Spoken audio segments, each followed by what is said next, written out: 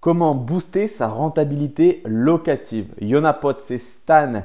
On va attaquer immédiatement par le premier point. Si tu veux booster ta rentabilité, surtout, il ne faut pas louer en nu. La première raison, c'est que ton loyer sera beaucoup plus faible que si tu loues en meublé. Et la deuxième raison, c'est que fiscalement, c'est beaucoup moins intéressant. Donc, tu as deux types de fiscalité en nu. Soit tu vas faire ce qu'on appelle un petit peu un régime nu qui est un abattement de 30% sur les loyers que tu perçois, soit tu es au réel et dans ce cas-là, c'est un petit peu comme le LMNP, donc tu vas amortir toutes tes charges, tu vas amortir tes biens, tes intérêts et tu vas le déduire des loyers que tu perçois. Mais quoi qu'il arrive, même avec ces deux situations-là, avec ces deux exemples de fiscalité-là, c'est dans la grande majorité des cas toujours plus intéressant de louer en meublé. Alors comment booster ta rentabilité en meublé? La première des choses, c'est de privilégier, en tout cas c'est ce que je fais, les moyennes durées. C'est-à-dire que tu vas essayer de ne pas louer ton appartement sur 5 ans en meublé, mais plutôt adapté à des périodes plus courtes. Période plus courte, ça peut être 1 an, mais ça peut être aussi 6 mois, ça peut être 3 mois, 2 mois ou 1 mois. Et pour cela, tu as plusieurs solutions. La première, c'est d'être présent sur les sites de réservation qui ne sont pas instantanés, comme par exemple Airbnb et Abritel. Tu vas te positionner avec un prix à la nuit qui va être plus faible que tous ceux qui font de la courte durée de 1, 2 ou 3 nuitées. Toi, l'idée, c'est également de mettre une période de séjour minimum, c'est-à-dire qu'on ne pourra pas réserver chez toi pour 1 semaine, on pourra seulement réserver pour 3 semaines. Ça te permettra d'être uniquement présent sur les recherches qui sont longues. Et sur les recherches qui sont longues, en termes de prix, vu que tu te seras positionné un peu plus bas, tu auras vraiment un super rapport qualité-prix. Par rapport à un meublé classique, tu peux espérer un loyer x2, c'est-à-dire que si tu loues ton appartement à 450-500 euros meublé hors charge, si tu fais de la location moyenne durée, donc longue, courte durée, tu peux à peu près avoir un loyer de 1000 euros ou 900 euros avec les charges.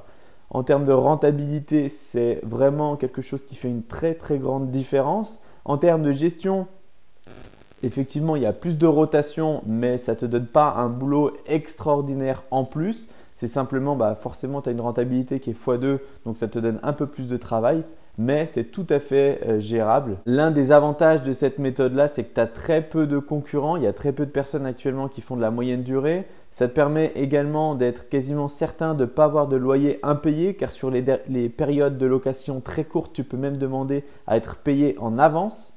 Parfois, ce sont des sociétés qui vont payer pour leurs salariés qui sont en mission. Donc là, quand c'est une société, tu as vraiment une garantie que le loyer, tu vas le recevoir et que tu n'es pas dans l'incertitude de futurs revenus par rapport à ton locataire. Ça te permet aussi d'avoir une vision de ton appartement, de le voir vieillir un peu mieux que lorsque c'est sur des meublés très longue durée ou quand tu fais de la courte durée, parce que la courte durée, théoriquement, quand tu automatises tout et que ce n'est pas toi qui fais le ménage, ton appartement, en fait, tu ne le vois pas vieillir.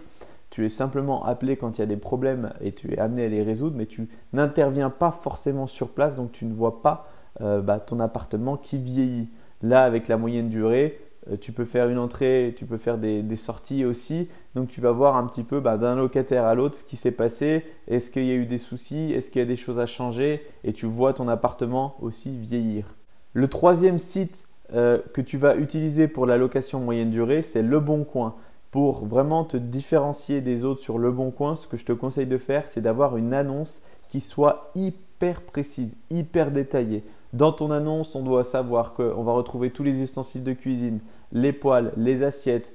On doit également savoir qu'il y a une machine à café, on doit savoir qu'il y a une bouilloire, un frigo, est-ce qu'il y a un lave-vaisselle. Enfin, vraiment, il faut que tu détailles ça le plus possible. Est-ce qu'il y a une chaîne IFI? Est-ce qu'il y a quelque chose pour faire du sport? Est-ce que tu as peut-être des petits accessoires de musculation?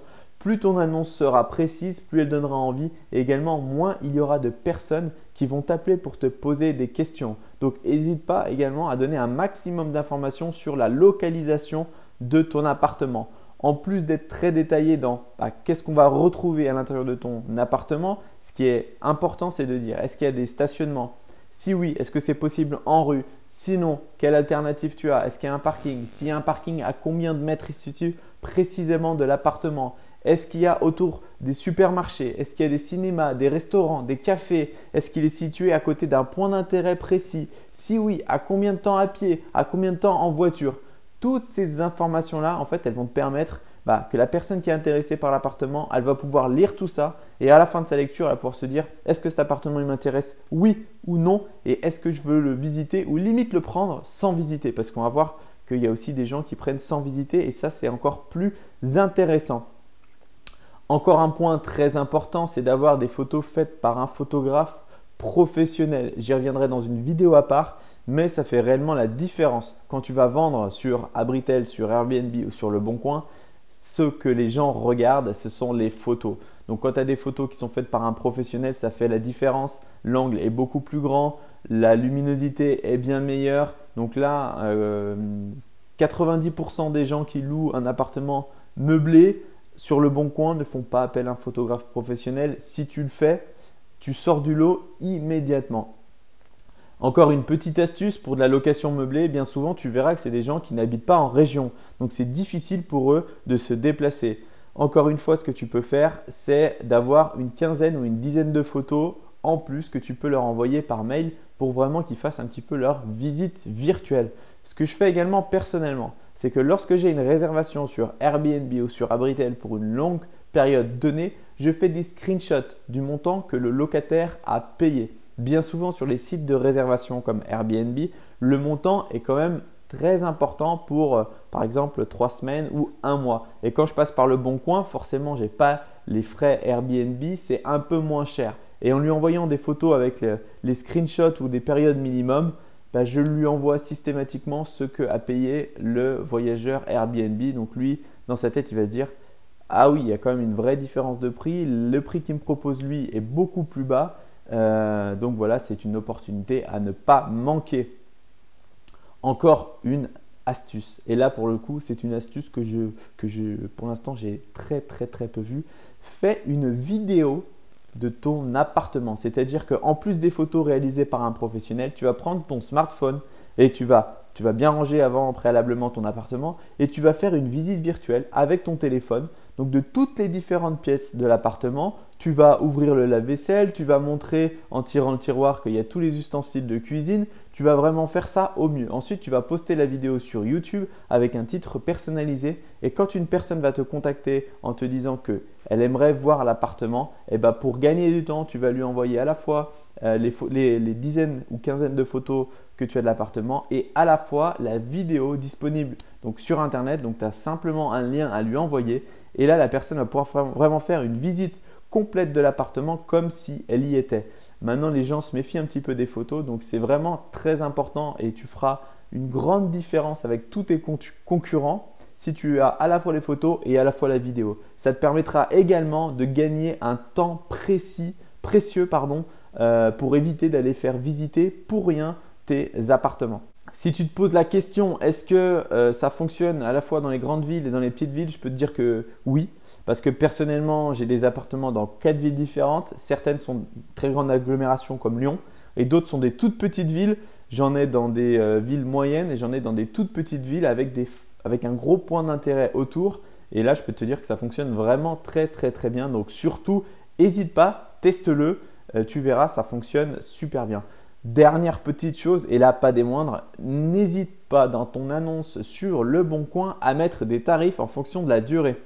Donc, tu vas avoir un tarif spécifique pour une durée d'1 mois, tu vas avoir un tarif spécifique pour une durée de 2 mois, pour une durée de 3 mois, pour une durée de plus de 6 mois. Personnellement, je m'arrête là. Donc, il y a 4 tarifs et c'est forcément, plus tu restes longtemps, plus c'est dégressif.